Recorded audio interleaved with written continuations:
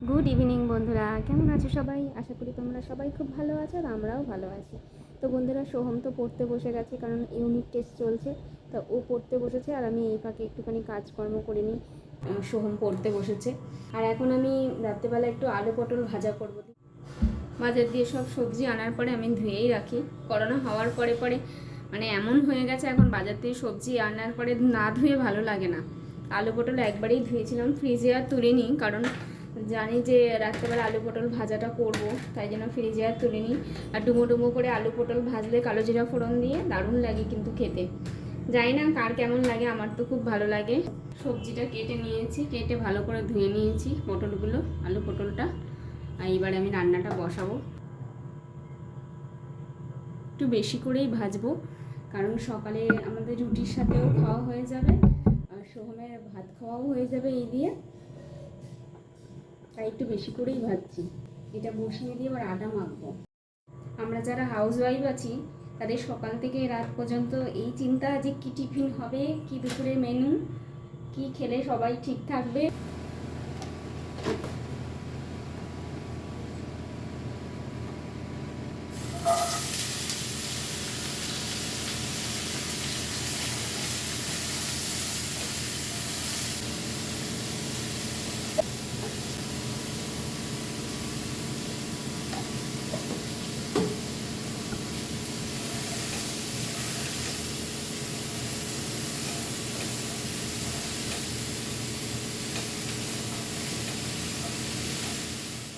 সকালে রুটি হবে, আটাটা মেখে রেখে দেবো, সুবিধা হয়। ফ্রিজে রেখে দেবো আর আটাটা একটু চেলে নেব, একটু ভুসি থাকে, অল্প সামান্য। আটাটা খুব ভালো, শ্যামবাজার থেকেই সব নিয়ে আসি। ওখানকার একটা দোকান থেকে আনি, আটাটা এত ভালো হয় না।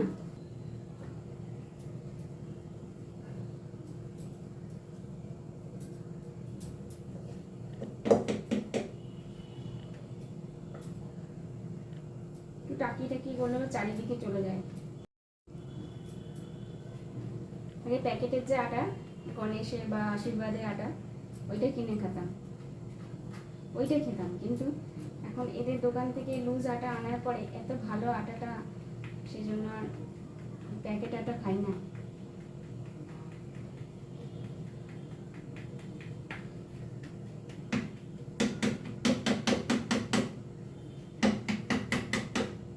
সামান্য একটুখানি ভুসি হয়েছে।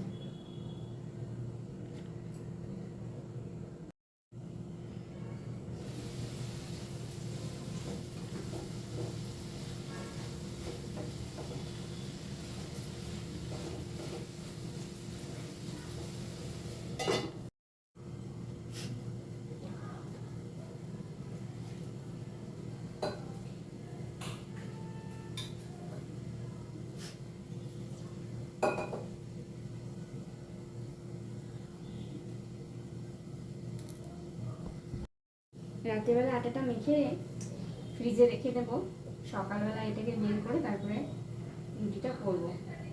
অনেক তাড়াতাড়ি হয়ে যায়, অনেকটা ফ্রি লাগে। আমি তো বাসনটাও মেজে রেখে দিই রাত্রিবেলা, তাহলে রান্নাঘরটা পুরো ফ্রেশ থাকে। সকালবেলা উঠে রান্নাঘরটা পুরো ফ্রেশ থাকে, মনটাও ভালো হয়ে যায়।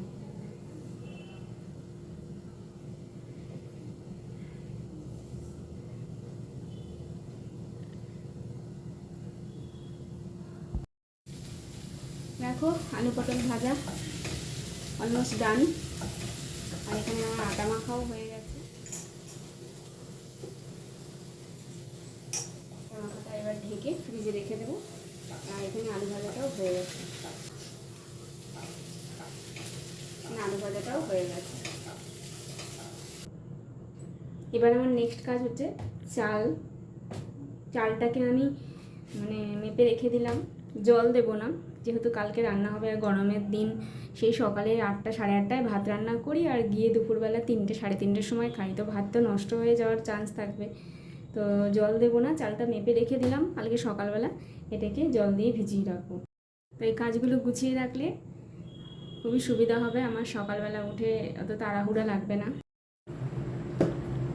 শুভমবাবু তার বইগুলো গুছিয়ে রাখছে, সকালবেলা স্কুল আর ইউনিট টেস্ট চলছে এখন, যার যার কাজে শেষে ব্যস্ত আছে। তো আজকে রাতের মেনু দেখো, গন্ধরাজ লেবু, পেঁয়াজ, কাঁচা লঙ্কা, পান্তা ভাত, আর হচ্ছে এই যে পটল আলু ভাজা।